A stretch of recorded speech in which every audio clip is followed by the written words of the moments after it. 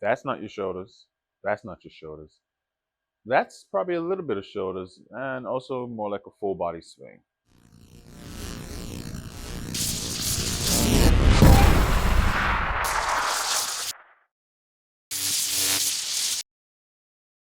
IFBB Pro Hafid James here, and in this video, we're going to talk about how you're doing lateral raises, but you're probably not hitting your shoulders.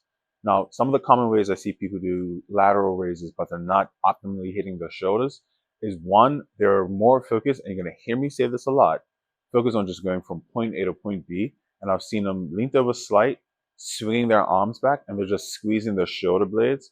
They're just thinking how far back they can move the weight. And if they're using the shoulder blades, you see them fully clasping together. Their hands almost make like a W because they're just worrying about flinging the weight back and then coming forward. That's hitting your traps. You're not really working your shoulders. You're not hitting that lateral delt. Another way is also working the traps, but is more so tremendously biasing their upper traps. Now I see this a lot with some of my clients that used to do CrossFit, and they've done CrossFit. You can see their upper traps are dominant, and then even to try and have them hit their shoulders, it takes a while for them to even know that mind muscle connection, how to even isolate their shoulders because they're so trap dominant and they're just used to using their traps. But with this one, again, they're thinking how high I could just move the weight. So you'll see them do their lateral raises. You'll see their shoulder blades coming up, and they're just looks like a mini shrug. And again, moving weight from point A to point B, but they're not actually thinking about the muscle, and then they end up overusing their upper traps. One of the other things I would see as well. Now, this one you are hitting your shoulders, but with me and my approach and anything I'll put out is just always how I think you should optimally hit the muscle. The most effective way to train the muscle for results.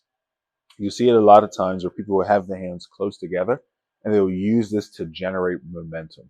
But you have to remember, and we can do a longer video on this if we have to, when your hands are stacked down like this, there's not much tension on your shoulders. If you understand what a moment arm is, if you understand line of force, even if you don't, just go to the gym, hold the dumbbells here versus trying to hold the dumbbells here. They feel completely different. There's nothing down here. And even like this week alone, I've seen guys trying to do lateral raises and they're just staying in this plane with like 60-pound dumbbells. I've even seen girls with like 30, 35-pound dumbbells. Again, trying to stay within this range, doing lateral raises, just thinking on movement, knowing that in this plane, there's just no tension. You're not doing anything really to those lateral raises other than maybe just tiring your arms from holding the weight. And I've seen people take this to the extreme where they'll bend their knees, they'll swing up, they'll go on their tippy toes, all of that to generate momentum because they're just focusing on is the weight moving from point A to point B and not is the muscle doing the work. Whenever you're in the gym, if you're really trying to get those optimal results, I think last few reps, sometimes the last set, yeah, you have your little cheat sets if that's what you want. But you, for the bulk of the workout, you are trying to take everything out of the equation, momentum, other muscles unnecessarily, and keep that tension on your delts. Like, follow, and subscribe. Because what else are you doing right now?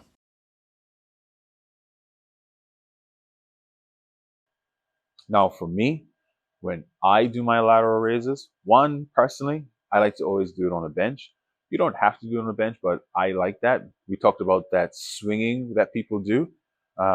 When I put my chest on the bench and I'm forcing my chest on the bench, I can't swing. So that means the delts, the shoulders, have to do more of the work and I can't rely on momentum. I always like to depress my shoulders down to make sure we're not using those upper traps too much, as we talked about with like I've seen with a lot of CrossFitters or just people in general who's focusing on shrugging up when they're moving it. But if I can stay on a slight tilt, depress my shoulders down, and I'm not thinking up, I'm even just thinking how wide I can take my arms as I'm doing the lateral raises. I'm going as wide out as I can, and even though they're lateral raises, I don't go directly on the side. I like to bring my hands forward a little bit.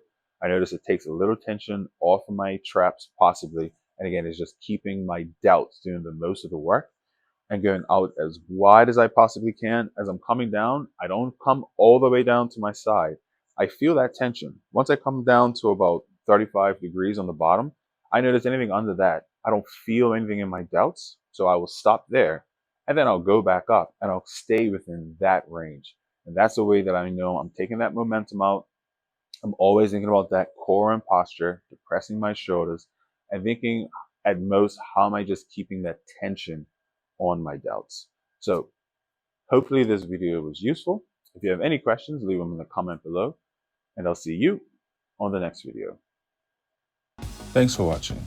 Subscribe, like, comment, and share. And check out some of the other videos on the page. And until next time, be happy, be healthy.